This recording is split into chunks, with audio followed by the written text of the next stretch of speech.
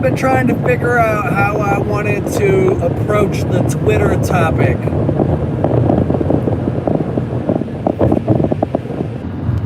Because there are a lot of layers here, at least for me there are. And I'll just start with one of the big ones. I don't necessarily think Elon Musk is a great man. I do not deny his intelligence and I do not deny his productivity, but I question his ethics and his morality.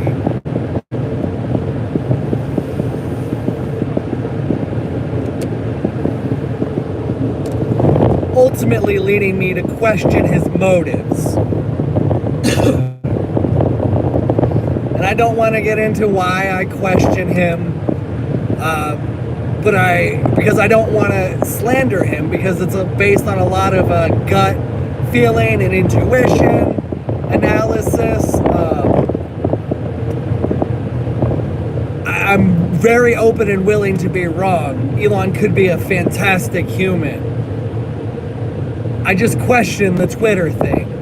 And it brings up the bigger picture of the great man paradox. Because people like Donald Trump fall into this category. Donald Trump, who should not have been banned from Twitter, by the way.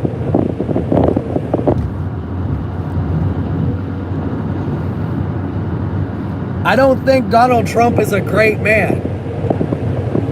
But relative to past presidents, relative to the oligarchs that we have right now, he might actually not be the worst.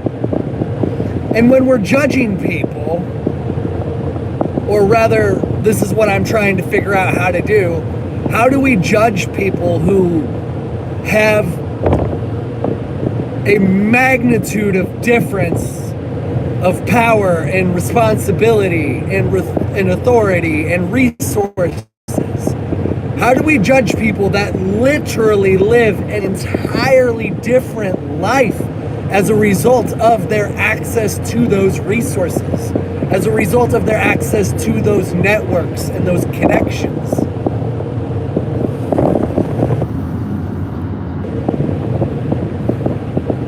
That right there is the great man paradox. We can call it the great person paradox. Women also struggle with this, but I'm sexist, so. But I genuinely am curious to see what Elon does and how Elon takes this Twitter thing.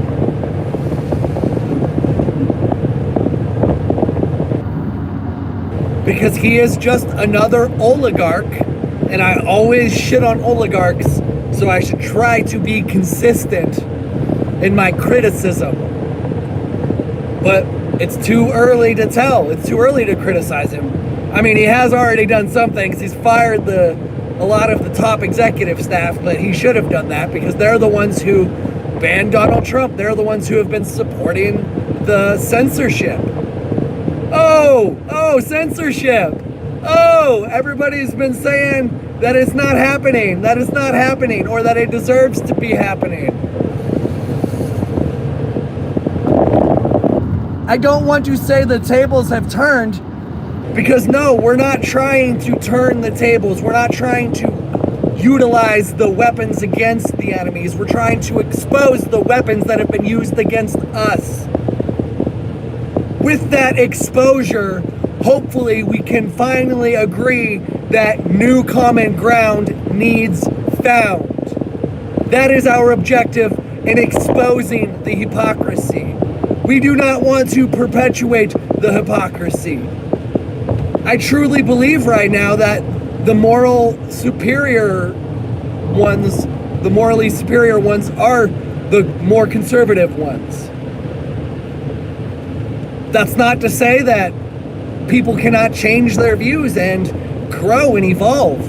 And that's what I feel like I've seen. I feel like I've seen the conservative party grow and evolve. Well, I guess also the Democratic Party has as well, but the evolutions have been stark, and one has been towards good and one has been towards evil.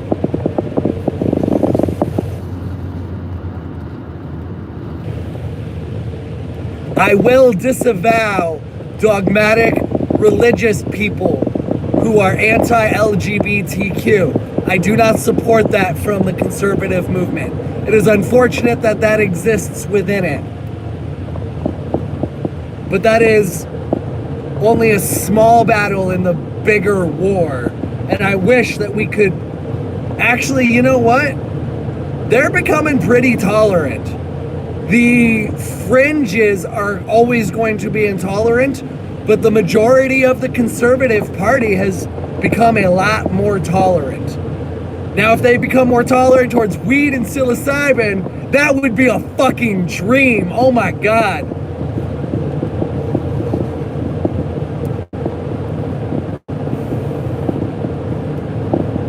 I believe that that would be a key component to reintroducing community back into our lives. I won't talk at length right now, but one of the primary benefits of psilocybin therapy is what they call the dissolution of boundaries, which can be bad. We need boundaries, but so it doesn't dissolve them all. But it dissolves a lot of boundaries around the ego and a lot of boundaries that were constructed to protect the ego and to prevent people from getting in, which prevents that connection, which is paradoxical because we crave connection as humans. We are very social creatures. But the matrix construct and our ego construct can really contaminate our true potential.